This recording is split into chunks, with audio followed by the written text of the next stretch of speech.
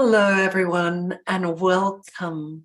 We're excited that so many of you can join us for today's live session with Thomas Hübl on the power of ancestral healing, how to uncover the deeper roots of trauma and access greater resilience. My name is Kasia Joubert, and some of you may recognize me as one of the hosts from the recent Collective Trauma Online Summit, or as the CEO of the Pocket Project. I'm very happy to be here today co-hosting this event. A few quick technical announcements before we get started. So firstly, closed captions will be on for this event. For those of you joining us on Zoom with a computer, you can simply go to the bottom of your screen and turn closed captions on by clicking on the live transcript or CC button. In case you can't find this, go to More, and then you'll find the CC button there.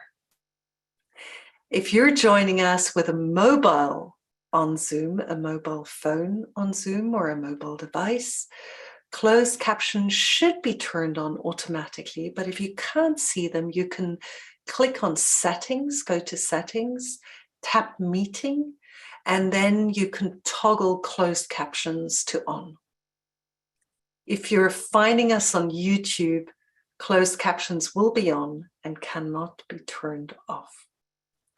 If you have any technical issues, please just email our support team at onlinecoursesupport@thomashubel.com. Those of you who are here with us on the live Zoom call can submit a written question at any time. And again, the Q&A button can be found at the bottom of your screen. If you don't see it, just click on More and you'll find it there. So we've had many people reaching out to us after the summit over the past year saying, we would love to go deeper into the healing of collective trauma. And this is why Thomas will be offering a 5-month online intensive called the Ancestral Healing Journey, revitalizing your roots and connecting to the soul of humanity. Enrollment for this course has just opened, and if you think you may be interested, you can check your email after the event today for more information and the links. Or if you're watching the recording, the replay of the session, you'll find the link below on this page. The course starts mid-November and will include live online sessions, breakout groups, mentoring groups, guest speakers, access to foundational teachings by Thomas on collective trauma. And we really invite you to find out whether this might be a good fit for you to deepen the work. For those of you who are new to Thomas and this work, here's just a brief introduction. Thomas Hübl is a teacher, a speaker, and author of the book, Healing Collective Trauma, a process for integrating our intergenerational and cultural wounds, and founder of the Academy of Inner Science. Thomas's lifelong work integrates the core insights of the great wisdom traditions and mysticisms with the new findings of science. For the last 20 years, Thomas has been leading large-scale events and courses that focus on healing and especially the integration of trauma. Together with his wife, Yehudit Sasportas, Thomas founded the NGO Pocket Project, which works to create pockets of healing to start integrating pockets of trauma throughout the world. A few weeks ago, Thomas hosted the Collective Trauma Online Summit 2022, which attracted nearly 100,000 participants from over 120 countries, demonstrating that this topic has never been more relevant in our world. Welcome to you, Thomas. Oh, thank you, Kosha, and hello, everybody. Warm welcome. Yes. So first of all, I think the introduction that Kosha just gave us shows that there's a lot of interest in the world, and also that we had people join in from more than 120 countries to the Collective Trauma Summit, which you might have seen also, at least part of it. Is a sign that the whole topic of healing trauma, but also healing systemic trauma that is like collective trauma that is old and we have been born into, is a core topic, especially when we see collective traumatizations happen in the world very vividly as we are speaking. And so I thought that this is a good point in time to dedicate the next half a year to really deepen our expertise, our training, our healing of the ancestral part of collective trauma, which means we have a kind of a model that where we look at individual trauma, ancestral trauma, collective trauma as one fluidity or one system. And not just that these are separate things, but they're interconnected. And so the whole work around ancestral trauma is actually like opening the map of individual healing and placing the individual healing work, which is attachment trauma work, which is shadow work, which is purpose work in the world, and putting it into a much bigger container. And the bigger container is interesting for every one of us because it's how we heal in a way, the pipe system. Our ancestors are roots that reach, and we will later on have a short meditation where we can get a kind of a little bit of an experiential taste. But through our bodies, we are connected to our roots. And if you look at it, you can see, wow, the fact that all of us that are listening right now and all of us on the planet right now are alive means life wanted to live for a very long time. So it's conception after conception after conception after conception, life's living. There's a stream of living. I think living is the one global tradition, and that we are all part of an amazing biosphere that is millions and millions and millions of years old and contains the entire information that we are built out of. So every one of us is part of a big context. And so ancestral trauma healing or ancestral healing is actually, or ancestral restoration work is opening that sometimes we look at ourselves too individualized, and that sometimes individuation and separation are kind of a bit mixed up, which creates a hyper-individualized culture. But actually, health is a data flow. It's healthy to be in a healthy relational network around us. It's healthy to be embedded in a deeper context. It's healthy to have functional feedback loops in our body with the environment with the global environment. So there is the flow of data basically is great. And we all know this when we say, wow, my life's really in a flow. We are naturally describing that we are more happy, we are more creative, things are lining up, there are synchronicities in our life. So flow is describing a state that is very interesting. So how can we increase the ancestral flow? And even right now, when you take a moment and you just feel your body and you look, where is my body the most lively? Where is my body energized? Maybe this shows up as tingling sensations, streaming sensations, flow sensations, aliveness, body presence. I feel deeply connected to my body. I'm sitting in my body. And maybe there are other sensations too, like stress, tension, absence, but we focus just on the part where I feel grounded. Maybe I need to slow down a bit internally to connect to my body. Maybe we're coming from busy activities, we're all coming from different time zones, or living in different time zones, so we're joining this room. And connecting to the body is, first of all, like a great regulation practice. But when we connect to the flowing parts of our body, we are actually connecting to a tremendous data flow up and down the spine, up and down our body. And I believe what we are feeling right now is not only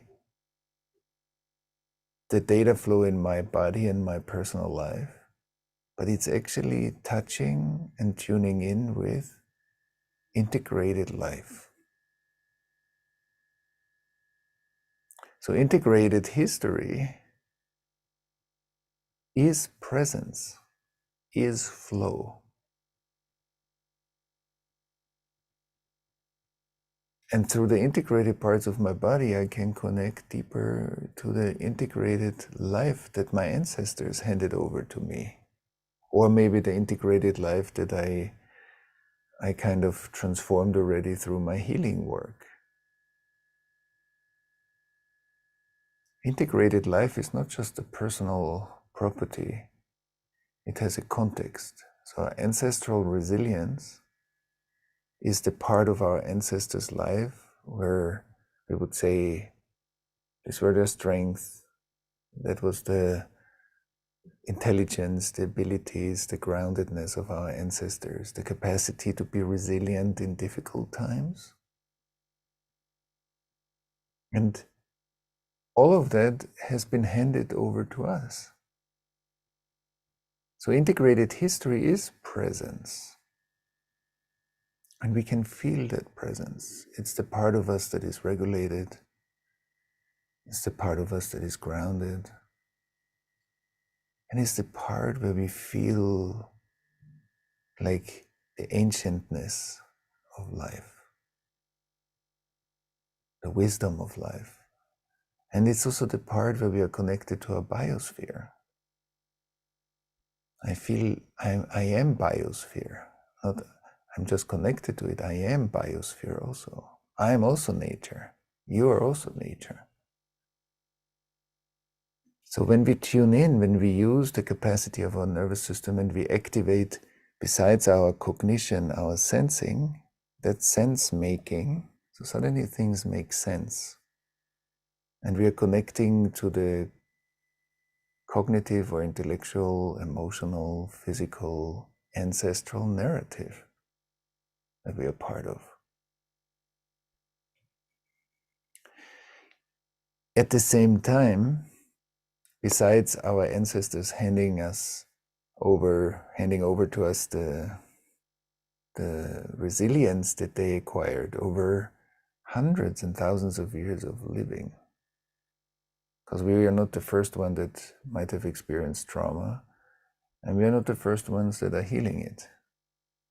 So that happened over and over again. Disruption, restoration, healing, disruption, restoration, healing. And we are sitting in the wisdom of that and all the achievements of our ancestors. And we are also sitting in the absence, in the hurt, in the perpetration, in the victimization, in the stagnation of the data system that also has been handed over to us. So we are sitting in both. intelligence and the resources and the hurt that our ancestors couldn't digest and integrate are with us, either in dormant ways or active ways, sitting in our experience. And ancestral healing is opening the map, so my individual work suddenly happens in a bigger cup that we call the ancestral work. We open the map and we include more information. And that's great for everybody who is doing healing work, but that's also great for everybody who does therapeutic or facilitation or integration work, because we can learn to tune in with each other's ancestors, and we can actually expand our awareness together that our ancestors are not merely cognitive facts, like it's not cognitive history. We can create a felt sense, not genealogy only. It's that too, but it's a felt experience of that. Because I believe that a human being's nervous system has a personal dimension, that's your personal library, everything that happened in your life. But it also has an ancestral library, and it has a collective library. And these are the parts of our nervous system where we can tune in with ourselves, others, ancestors, the collective history. And like that, we also connect to different fields of information. Wars that happened in societies are still stored in the collective nervous system. Ancestral information is still stored, encoded in the ancestral nervous system. So we can learn how to first get access to it, do our own integration work, and then that part of our perception and sensory input comes online, is alive. It's an ability. And I believe also for everybody who does therapeutic work, to see attachment wounds embedded in a bigger container of the traumatization of the parents, grandparents, great-grandparents is really helpful. I've had many sessions with people, either one-on-one or in big groups, where we really included the life and the experiences, refugee experiences, the traumatization, the after-war experiences of ancestors. And by including the information, we could release more aspects in the individual work than without it. And it needs to come at the right time, and it needs to be done skillfully. But I believe it's a real expansion, and we also increase the resources in which our individual healing work happens. So we have more ground, we have more stability often. And that's very helpful at the right time and done skillfully, obviously. The other part why I think ancestral healing work is so exciting is I've seen many times where people do some ancestral healing work in their own ancestry, and then literally, in a little bit like magical, like their family system started to reorganize.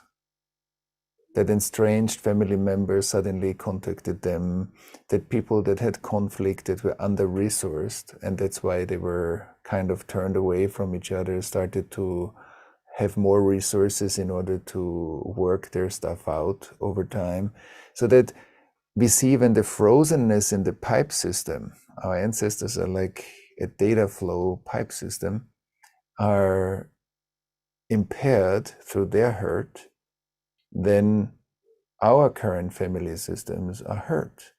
Often we can see also how when there are conflicts in families that have family businesses, and it expresses itself through the family business, we can see how the trauma in the ancestry has a word to say why those businesses have the issues that they have. So it's a very powerful part of our work. And of course, ancestral healing work also grounds us deeper in the world. Grounding is not just grounding in my body as a person, it's grounding in my body as a person, as an ancestral stream, and as a collective. And that brings my purpose, the intelligence that comes into life with me, in much deeper into the world and also much deeper into its impact. There are other very interesting aspects of the ancestral trauma work. This is when we have bicultural, biracial, bi-religious, or cross-cultural, cross-racial family systems that combine different streams where the cultural fields have various conflicts, tensions, and pre-traumatizations. So we carry like a portion of it inside.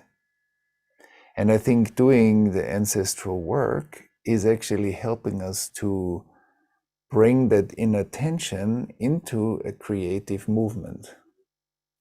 And that's an exciting part of the ancestral work. Also, many countries where there is a strong immigration stream, or has been, like for example in the US, that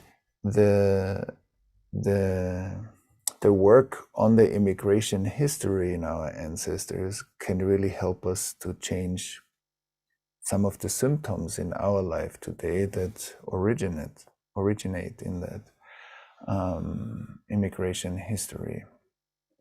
And all of that, I believe, is a very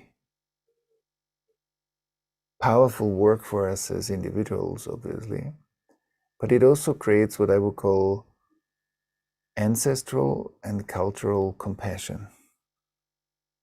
It helps us to develop a sense of compassion for cultural processes. Because I often say, when our ancestors are not in peace, we can't be. So also a lot of the racial healing work needs to include our ancestral healing work, because often the traumatizations are so strong and the hurt that has been inflicted is so strong. Also, sometimes the denial of the perpetration, that's a real challenge to work on the perpetration that happened within our ancestry. Because often because that's ethically too difficult, sometimes we don't go there. But that denial has severe consequences. So I think helping us to open that skillfully and also open that up within a group container. Like the collective presencing is a very powerful tool or a very powerful place to support us to do individual and ancestral healing work. And all of that helps us to liquefy, because I believe the reverse of trauma is a liquefaction. And the reverse of trauma is a higher degree of relatedness, a higher degree of compassion. So the liquefaction of our ancestral stream gives me more liquefaction in my life and also in our society's life.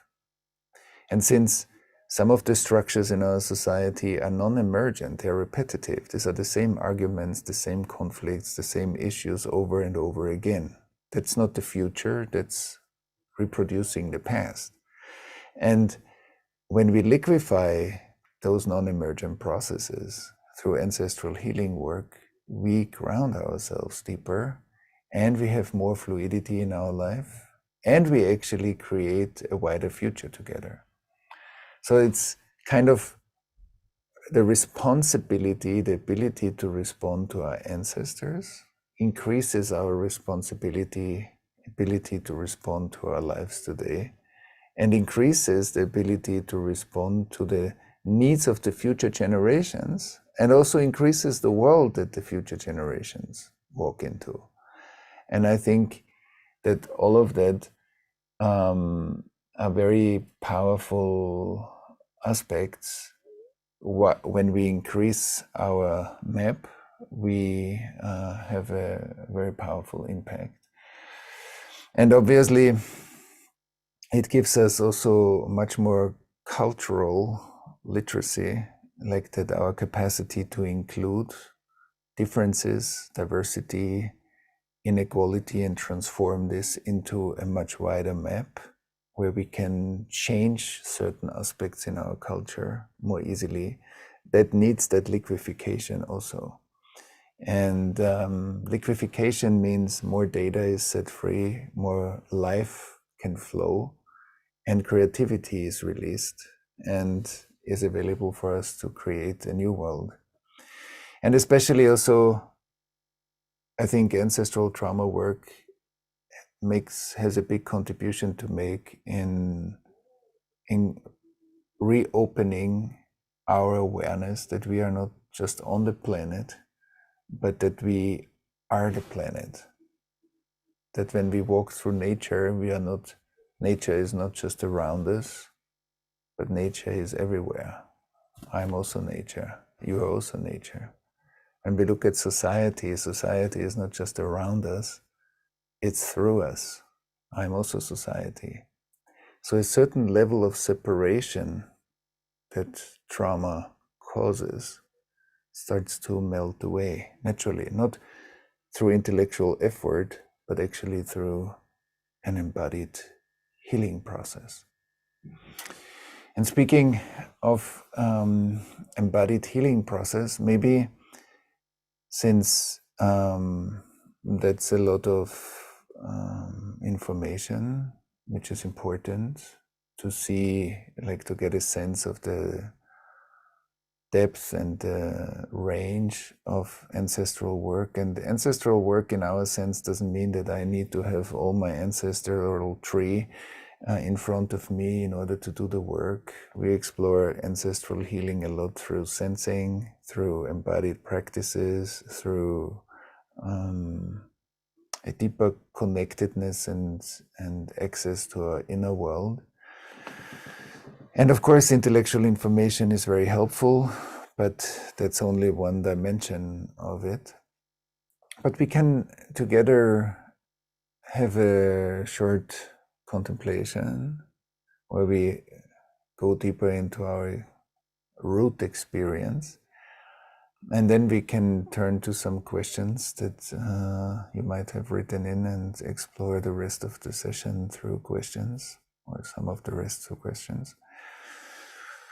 But again, let's come back to the body for a moment. And maybe let's reframe that my body is not just the age that it shows in my passport. But when we connect to our body for a moment, like a biocomputer that has been developed over a very long period of time,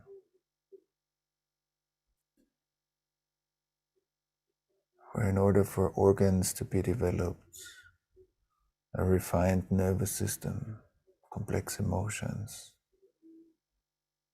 abstract thinking,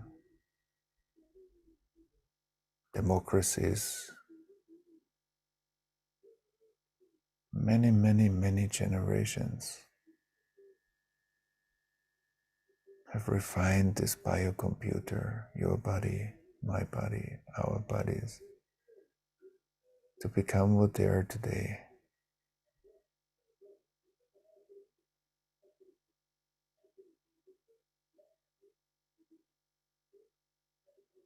And the body carries the wisdom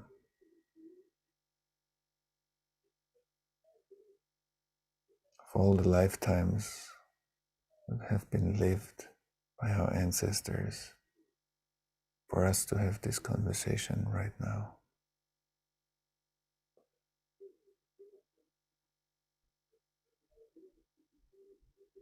Let's look through that lens. It's not just an individual.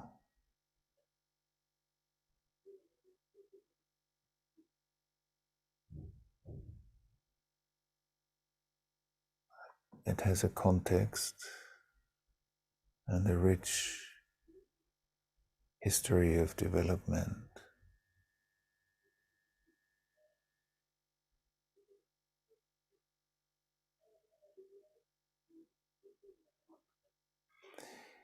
And then if you take your breath as a guide and you slow down your breathing a bit so that it's still comfortable, and you connect through your breath again to the more streaming, open, connected parts of your body.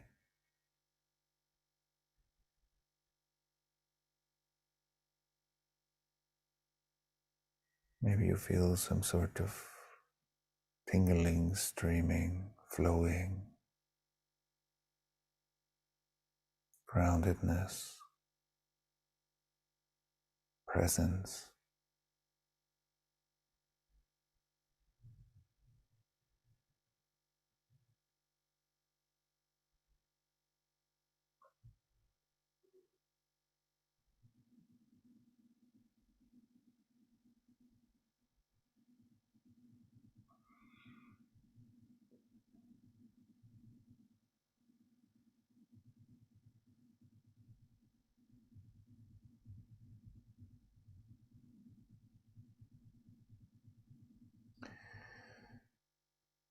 And what you're connecting to, you're tuning in, of course, with the flow in your own body.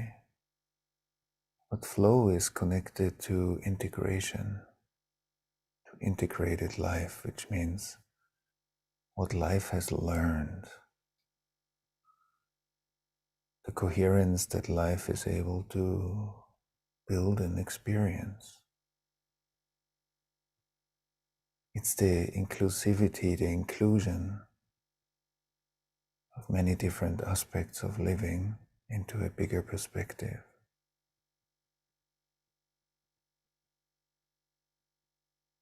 And through the open parts of your body, you can kind of set the intention that you reconnect to the stream of your ancestors, parents, your grandparents, great-grandparents. Because if your ancestors are your root system into the planet,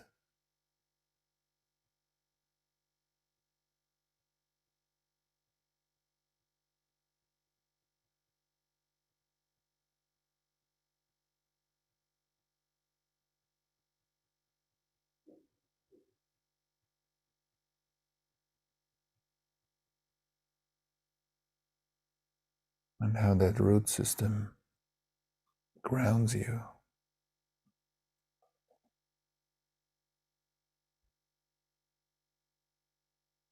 grounds you in the resilience and intelligence of all the lessons learned.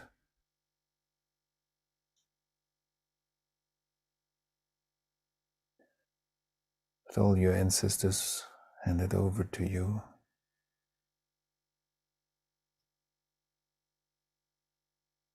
Through that root system, we can ground ourselves, bring awareness into how we are part of the planet, part of an amazing biosphere, an amazing living system.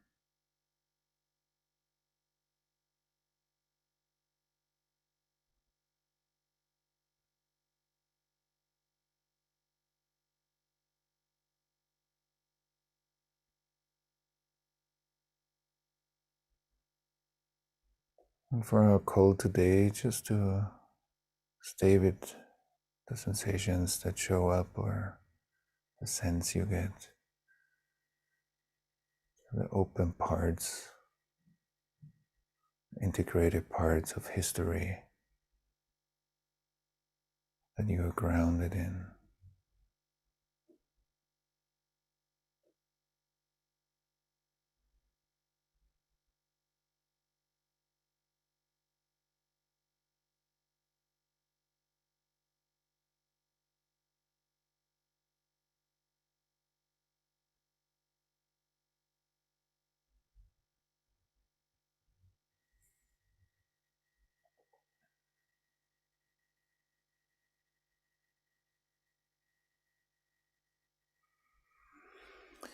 And then if you take a couple of deeper breaths and get a sense of how that feels in your body, just a short attunement,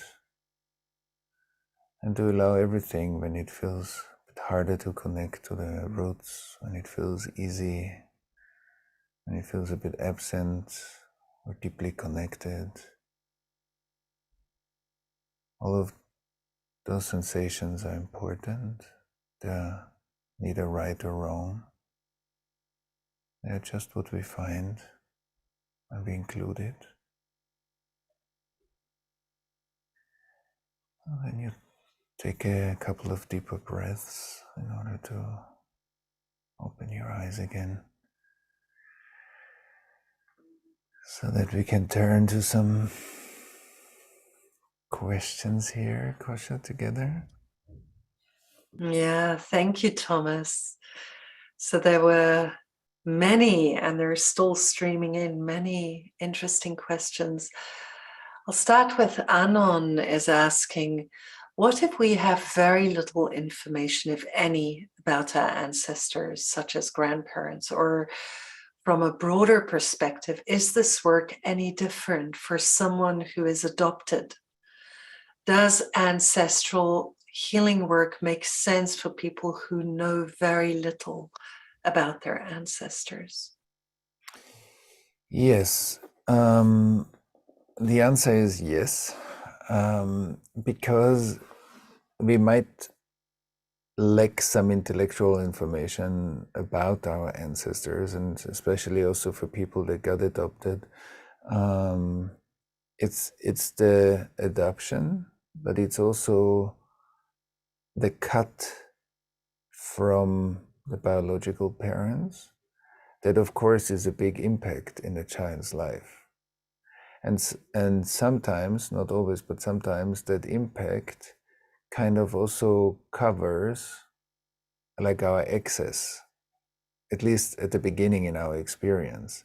So part of the healing work is always we really listen to the wisdom or the sensations and the information in the body.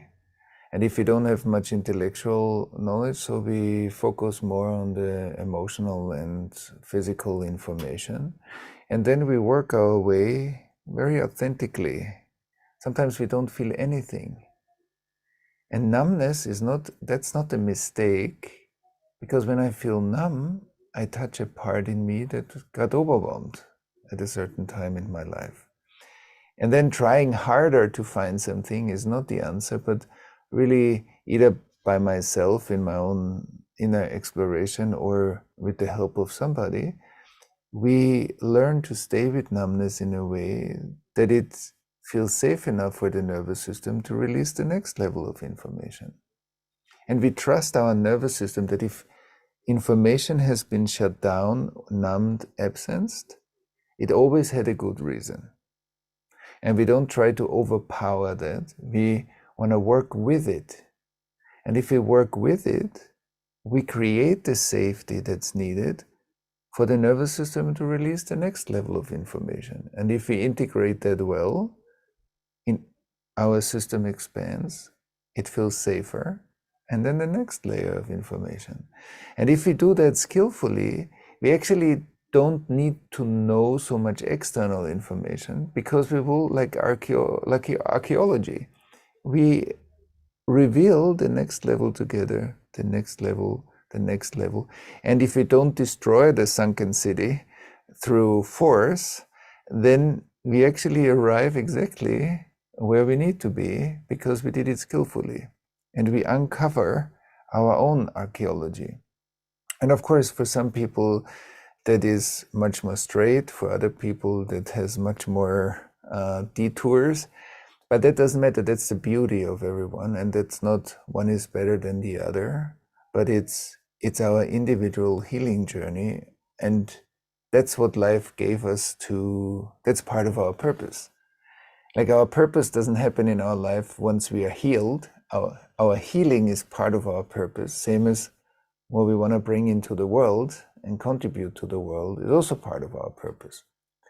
And every layer we uncover turns into learning. I call this bottom-up innovation. So there's top-down innovation, downloading future stuff. And bottom-up innovation is to collect the learning that we've never had. In trauma, there's a lot of frozen information that we never learned. That's why I like the word trauma integration. It's we digest and we integrate the trauma, so we make it liquid. So we liquefy data, and that data adds itself into the central stream of our nervous system, helps us to have a more coherent experience and a more coherent narrative. And I have seen often that when people do their healing work, then information, like intellectual information, starts to keep coming, as if fragments of our narrative can suddenly come back to us, because trauma disperses life and healing concentrates life. So in a way, our healing work, individually, ancestrally, and collectively, is the restoration of the one human narrative. And especially in conflict zones, we see how hard it is to agree on a narrative because there's so much trauma in between. When we melt the trauma, the narrative will cohere too. A narrative that is a narrative for all of us, not just for privileged people or for somebody. It's a narrative that we agree on, not because it's intellectually right, because it's ethically sound. And that's true for our inner work too. And adoption is one way, that is one circumstance in our life. Other people have other patches of trauma that impairs or hurts their capacity to reconnect. And the skillfulness of the revelation, that's what's important. And the other things will melt. And so that's why I think it's ancestral trauma work is more universal, right?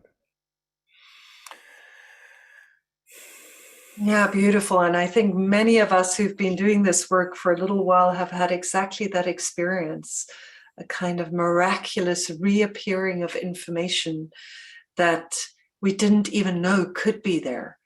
So it can be truly a very amazing journey. Yeah. And Angela asks, why is there such a focus on ancestral and collective trauma?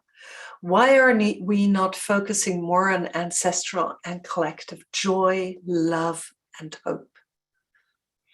We are focusing on both, like the joy, love, and I don't know, the hope is something that we can discuss what hope really is. But the ancestral, let's call it ancestral resourcing, is something that we have to focus on equally, because that's the integrated life that has been handed over to us. And one aspect of that integration is joy and free-flowing creativity. So definitely we focus on that too, and use that as a resource to integrate the trauma, because we don't want to use it as a bypass. We want to use it as a power that helps us to integrate the hurt parts of our lives in order to create more wholeness in our lives. But as you said very truly, that the resources of our ancestors are very, very important too, of course. Yeah, so maybe one last question from the audience. There are many streaming in right now, but Sonia asks, can you say a bit about how the healing of ancestral trauma can also heal the past, which has already happened? Yes, I mean, that's a complex question. We would need a call entirely. We will have it as part of we the will course. we will have it.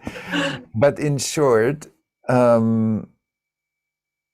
like the amazing thing is that everyone here and everyone on the planet alive right now is the future of the parents, great-parents, great-grandparents, and so on. So we are living in this body, like we are alive. So we have the capacity to transform. We have the capacity to transform information and the past. In my understanding, integrated history is not the past. Integrated history is that which is looking through all of us right now. That's the perspective that in the sum of all our good and difficult moments we can live. Integrated history has this conversation right now. But unintegrated history, split off, hurt, wounded history, that's the past. That's the learning that humanity, our ancestors, and we never had. That's still frozen in the permafrost of our cultural or collective unconscious. And that information, when we integrate that past, that split of information, then it joins now. Because the only place to heal is the present moment. Every time when healing happens, it happens in presence. And when it's integrated in presence, the perspective of the one who heals or the culture that heals is just growing. It has additional information now. It's growing. So every time we really heal something, when we look back, there is no back. There's the memory maybe of what happened, the historical flow and the narrative, but it's not anymore a past that kind of affects my life through fears, stress, trauma, stress, conflicts, all kinds of symptoms, health issues, mental or physical health issues. That split of information has effects, side effects or symptoms it creates. When we integrate it, those symptoms subside because there is no back anymore. And so we are actually, and I've seen this often, when we bring our attention in facilitated processes, let's say the grandmother of somebody has been hurt or the grandfather in the war, and we extend our sensing and we can include that displacement trauma or the sexual trauma or whatever influences the person, that the person comes with today, comes with like an issue in life. Something is not working as hard or they're suffering. And when we extend our awareness together in a facilitated process, we actually can bring part of that past back into now together. And that's a blessing. That's a sacred work because it makes us more whole. And and so we also look at ancestral trauma as there's a difference if somebody experiences biographical trauma, like that happened in my life, or first degree, second degree, third degree trauma transmission, which has been wired already in the substance, in the matter, or maybe we could say has an epigenetic transmission of trauma. So that needs a bit of a different trauma work than the one we do when something happened in our life.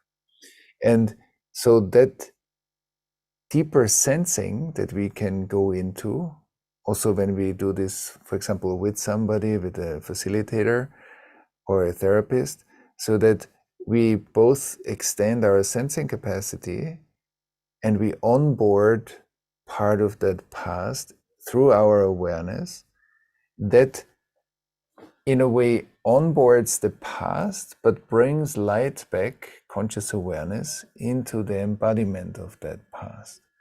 And I believe we all carry the records of our collective history in us. We as humanity, everybody who is alive, carries the entire record of a very long time.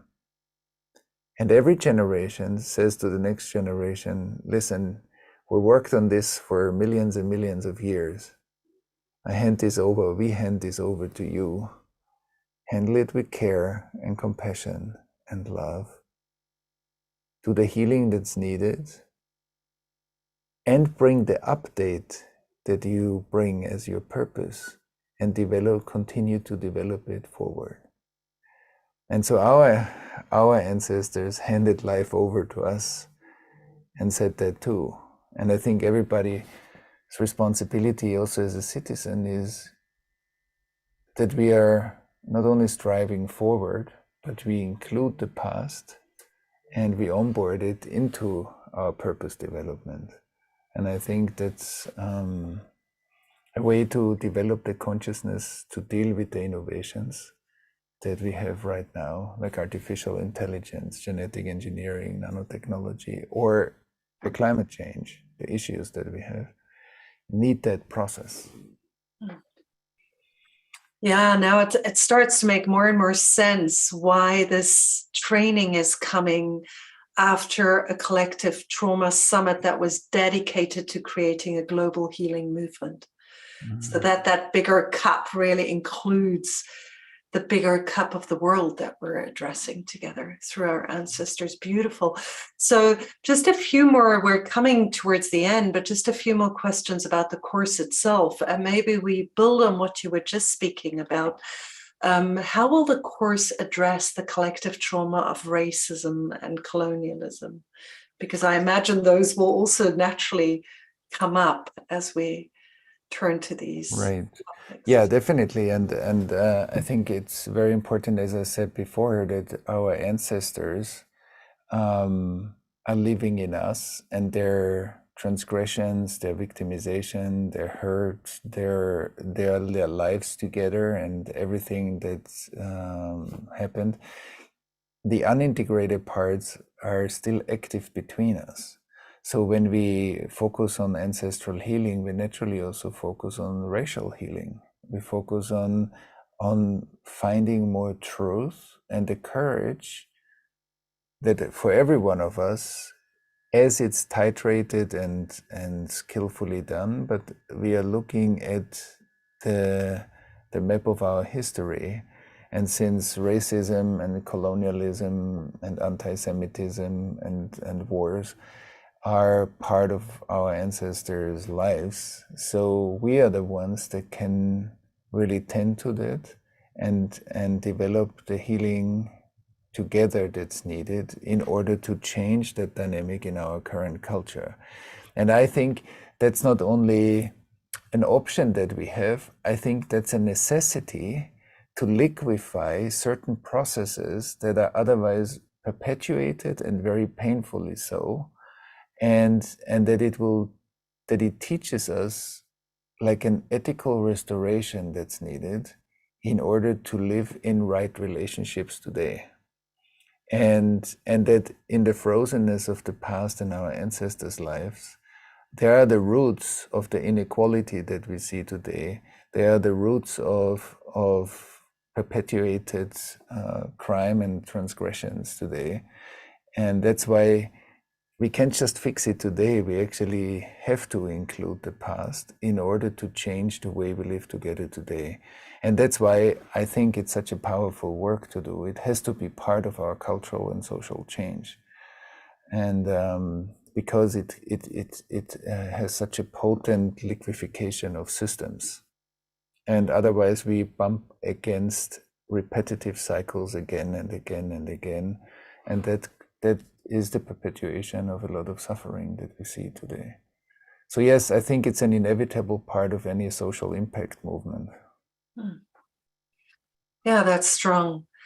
And maybe my last question to complete this, how will this course build on all the previous courses? Mm-hmm. And also how interactive will the course be for us? Yeah, first of all, I think in the last years, with also what we call the collective healing journey or the collective healing movement, the summits are like a global conversation of many, many different streams and a lot of diversity and a lot of modalities and disciplines coming together to look at ancestral and collective trauma. And our courses are the deepening of that for everybody who wants to either deepen that kind of healing for him, her, or themselves, or or wants to increase their capacity as a healer, as a therapist, as a facilitator, as a mediator, whatever is our profession, how we work on systems or with individuals, so that it has both streams, our own healing and our professional development.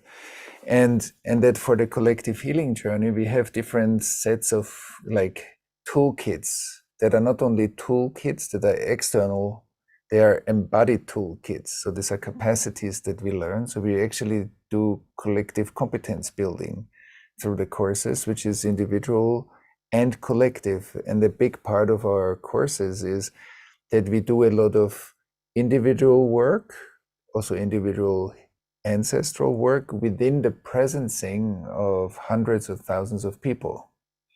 And so that in that collective presencing container, the healing is simply accelerated.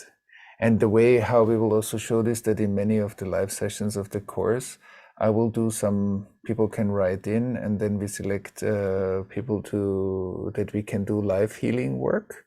And we will focus on various subjects, like we heard, for example, on adoption, or like when we have a cross-cultural lineages, so that from different cultural fields or backgrounds, or that with an immigration history, or people that have Holocaust survivors as their ancestors. So we can, or where a lot of racism, wounding, or perpetration happened. And so that we have different fields that represent different parts of our community. And we can see the live work, so that it's not just intellectual knowledge. We will have also transmission of knowledge, obviously, because we need that, but that it's much more experiential, and we will have many meditations, journeys, journalings. Like it will be a very interactive and also experiential course, obviously, because that's what embodiment needs. And giving us lots of tools and practices to continue afterwards to deepen that work. I mean, that's in a shortcut. I mean, it's in a few minutes what I can say. Yeah. Oh, thank you so much, Thomas. Thank you, and deep gratitude. I feel like you've shared a lot of deep value and wisdom with us in a very short time. Maybe, Kosha, one thing I forgot is we will have also wonderful guest teachers that will come in, African American and Indigenous guest teachers, and also others, so that will give us a rich environment and different modalities and practices that enriches our field very much. So I didn't mention that before. Yeah, but that's precious to know. Thank you. Yeah. So with that, we're coming to the end. So thank you, Thomas, and thank you everyone on our call today for listening and participating through your presence here. And if you feel called, we'd love you to join the Ancestral Healing Journey with us. The course will start on November 20th. And it's really, as Thomas said, our next toolkit for the collective healing movement, another level of our skill building together. To learn more, you can visit the website ancestralhealingjourney.com.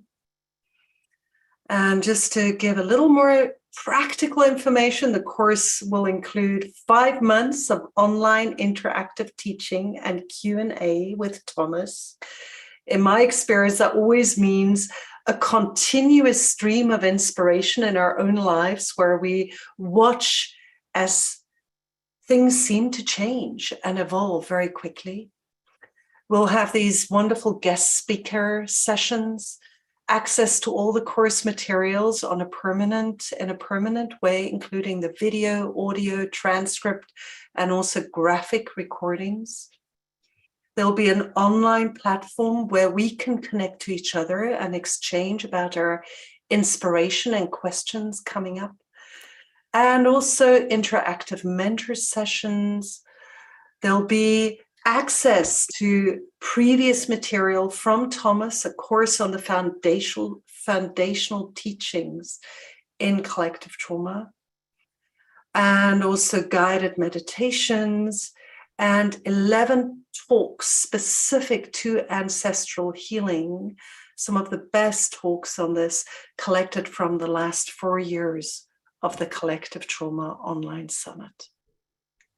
All in all, more than 50 hours of teachings, and we intend it to be a deep and rich experience for each and everyone. So visit the website ancestralhealingjourney.com, and thank you so much for being present today and just starting to open or deepening your connection to this specific topic of broadening the cup of individual healing into the ancestral roots. Thank you for being